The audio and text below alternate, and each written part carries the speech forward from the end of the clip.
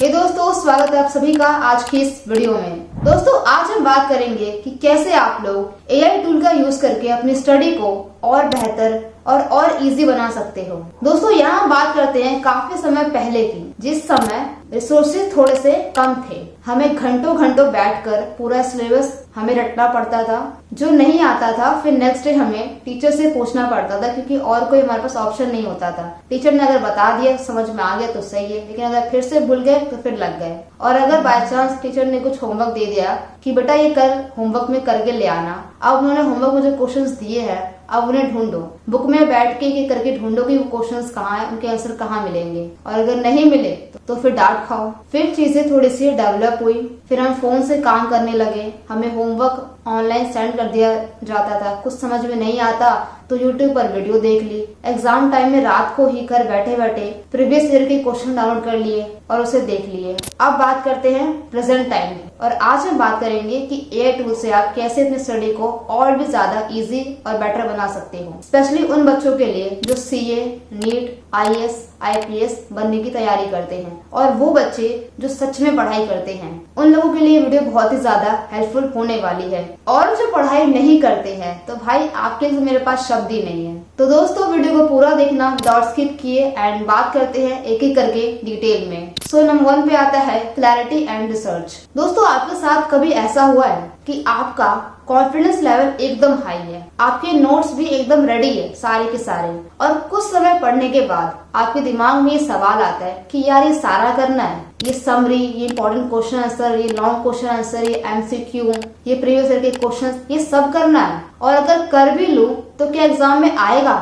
अगर आपका भी यही सवाल है और अगर आपके साथ भी ऐसा हुआ है या होता है, तो इसका मतलब है कि आपकी प्रिपरेशन में क्लैरिटी एंड रिसर्च की कमी है। क्लैरिटी का मतलब है यहाँ पे दोस्तों कि आपने जो नोट्स बनाए हैं उसमें क्लैरिटी की कमी है। जो टीचर्स ने बोला वो आपने रट लिया, जो दोस्तों ने कहा उसे आपने लिख लिया, और आपने इसका उसका लेकर नोट्स के अचार बना दिए। और आपने जो इस नोट्स को बनाया, आपने खुद से भी इसकी रिसर्च नहीं की होगी कि कौन से क्वेश्चंस आएंगे, क्या आएगा, क्या नहीं आएगा। इवन एग्जाम के टाइम भी बहुत से बच्चे यूट्यूब पर वीडियोस देखते ही रह जाते हैं घंटों घंटों तक। इस वजह से आपका ब्रेन इंफॉर्मेशन से ओवरलोड हो जाता है। दिमाग में सब कुछ इंफॉर्मेशन भर लेने के बाद आपका दिमाग एक भी चीज से फोकस नहीं कर पाता है। इसके लिए आपको अपना बेस स्ट्रॉन्ग करने की जरूरत है। स्टेप नंबर 1 है, पहले ये देखो किसी भी पर्टिकुलर सब्जेक्ट में कितने चैप्टर्स आ रहे हैं। देन उसके बाद ये देखो कि वो सारे चैप्टर्स कितने कितने मार्क्स के आ रहे हैं। सपोज किसी चैप्टर से 10 नंबर के क्वेश्चंस आ रहे हैं तो उस पे आप ज्यादा ध्यान दोगे, और किसी चैप्टर में सिर्फ 3 नंबर से आ रहा है तो उस पे आप ध्यान तो दोगे,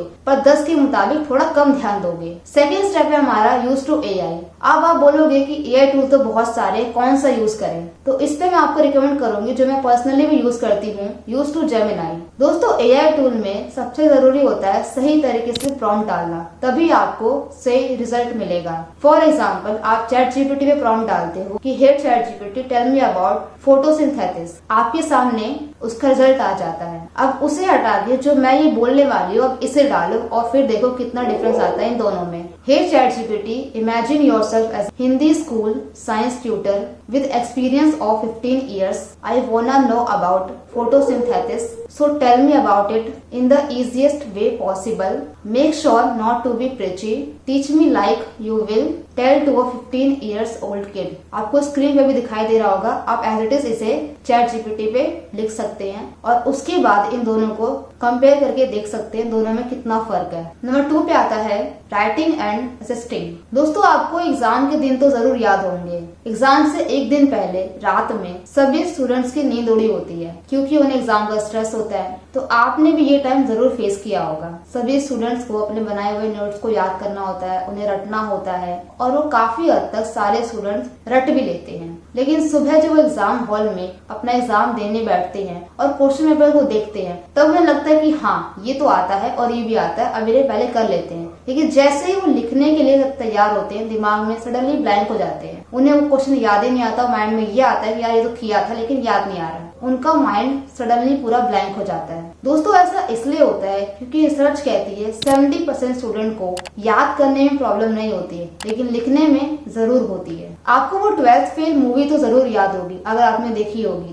तो आपको ये भी याद होगा कि उसमें जो मेन कैरेक्टर था जो दिन रात पढ़ाई करता था, लेकिन एक एग्जाम में वो बार बार फेल हो रहा था। एंड देन उसे ये रियलाइज होता है कि जो चीज वो याद कर रहा है उसे वो लिख नहीं पा रहा है, जिसके बाद वो मेन कैरेक्टर याद करने के बाद लिखने की भी प्रैक्टिस करता है। अगर देखा जाए तो बेसिकली हमें लिखने की प्रॉब्लम ये जो हो रही है, इसकी वजह है हमारा एजुकेशन सिस्टम, यानी कि हमारा स्कूल। हमारा स्कूल हमें पढ़ना तो सिखाता है, लेकिन कैसे पढ़ना है ये नहीं सिखाता। इसी वजह से हमारा दिमाग कभी डेवलप ही नहीं हो पाता। टीचर्स ने जो कहा वो कर लिया, सिलेबस में जो था वो पूरा रट लिया। इसी के लिए जो हमारा सेकंड फेज है, राइटिंग एंड असिस्टिंग, ये काफी ज्यादा जरूरी हो जाता है। दोस्तों, किसी भी चीज को याद करने के लिए उसे समझना बहुत ज्यादा जरूरी है। इसलिए किसी भी कंसेप्ट को अगर स्टोरी बनाकर याद किया जाए तो याद करने में आसानी होती है। और इसी के रिगार्डिंग मैं आपको सजेस्ट करूंगी कि आप ChatGPT का यूज करो, क्योंकि इसकी रीजनिंग बाकी AI टूल से काफी डिफरेंट है। ChatGPT तुम्हारे साथ रियल टाइम में थॉट को प्रोसेस करके डेवलप कर सकता है। इसका काम सिर्फ इंफॉर्मेशन देना नहीं है, बल्कि आपके आइडियाज को, स्ट्रक्चर को क्लैरिटी देना भी है। अगर आप ChatGPT से बार बार एक ही सवाल पूछते हो तो ये टूल उस टॉपिक के अंदर की डीपर लेयर्स तक जा सकता है। आप खुद ChatGPT पर सर्च करके देख सकते हो। जो भी टॉपिक या जो भी कंसेप्ट आपको डिफिकल्ट लगता है, समझ नहीं आ रहा है, उसे आप प्रॉम्प्ट डाल के देख सकते हो। और हाँ, याद रखना कि प्रॉम्प्ट में कोई स्टोरी या कहानी से रिलेटेड कोई वर्ड डाल देना। उसके बाद जो आपको रिजल्ट मिलेगा उसे देखकर आप खुद शॉक हो जाओगे और आपको याद करने में भी आसानी होगी। मेरे दोस्तों, आई होप आपको वीडियो अच्छा लगा हो और सारी चीजें आपको समझ में आई हो। अगर वीडियो अच्छा लगा तो वीडियो को लाइक करना, अपने स्कूल फ्रेंड्स के साथ वीडियो को जरूर शेयर करना और इस चैनल को भी सब्सक्राइब करना। सो दोस्तों, मिलते हैं नेक्स्ट वीडियो में।